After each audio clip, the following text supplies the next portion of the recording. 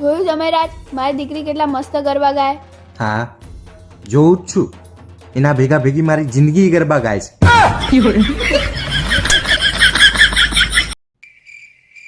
રોજ શું આવું નવું ખવડાવે તું? ચૂપચાપ ખાલ્યો હોય કે માર ખાવો હે?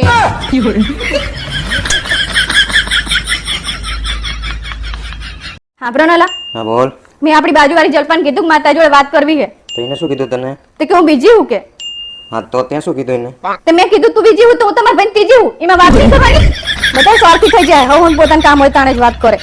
તારા બાપ બીજી એટલે વ્યસ્ત છે. લોકો એવું કહે છે કે તમે જેના વિશે વિચાર કરો ને તમે એના જેવા જ બની જાઓ. પણ સાલું મને એ જ વાતનો ડર લાગે છે. શેનો ડર? ક્યાંક હું કેટરીના કેપ તો નહીં બની જાઉં.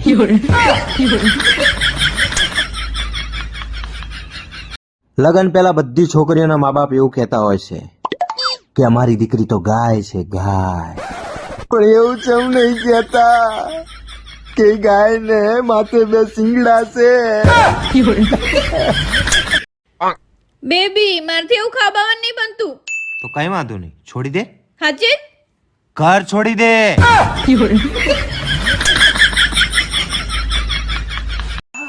આ તો મને પેટમાં બહુ જ દુખે હલા. આ બાજુવાળી 5,000 નો નવો ડ્રેસ લાવી ને એટલે.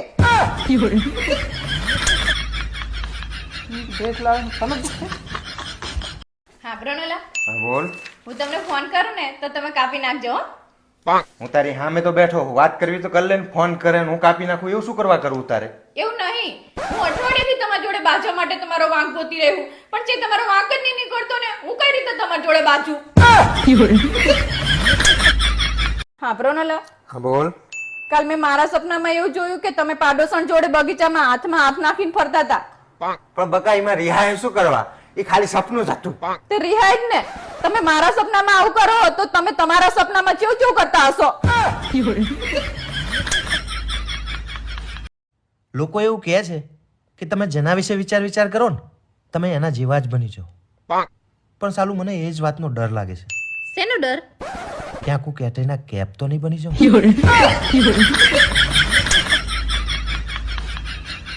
લગન પહેલા બધી છોકરીઓના મા બાપ એવું કહેતા હોય છે કે અમારી દીકરી તો ગાય છે ગાય. પણ એવું ચમ નહીં કહેતા કે ગાય ને માથે બે શિંગડા છે. બેબી, મારથી એવું ખાવાનું નહીં બનતું. તો કઈ વાંધો નહીં, છોડી દે. હાચે?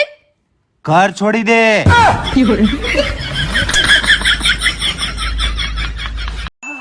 આ તો મને પેટમાં બહુ જ દુખે હલા.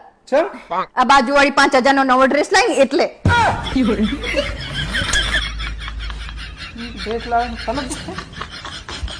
હા પ્રણોલા, બોલ.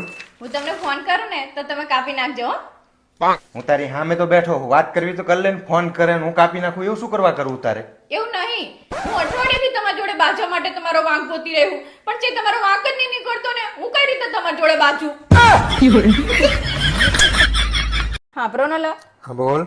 કાલ મેં મારા સપનામાં એવું જોયું કે તમે પાડોશણ જોડે બગીચામાં હાથમાં હાથ નાખીને ફરતા હતા. પણ બકા એમાં રિહાય શું કરવા?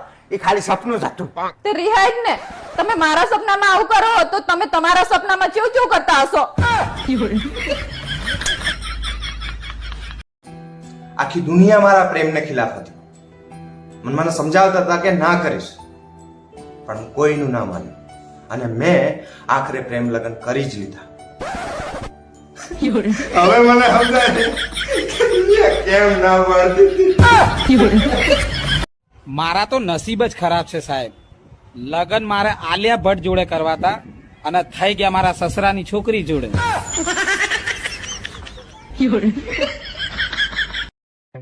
આજ તો ટી શર્ટમાં બહુ જોરદાર લાગો છો તમે.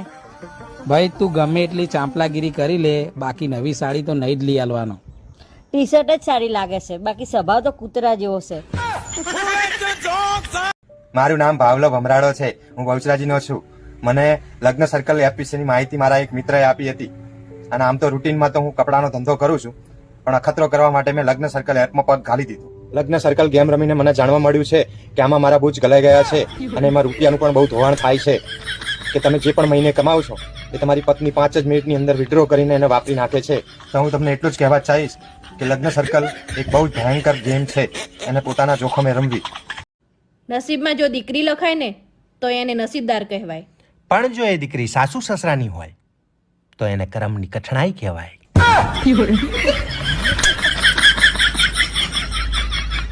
ભાઈ પોતાના બૈરાને હે ને કોઈ ખુશ નહીં રાખી. તમે એના માટે પીએનબી બેંક લૂંટીને લાવશો ને ભાઈ તો એવું જ કહેશે, એચડીએફસી બેંક નતા લૂંટી શકતા, પીએનબી લૂંટીને આવ્યા.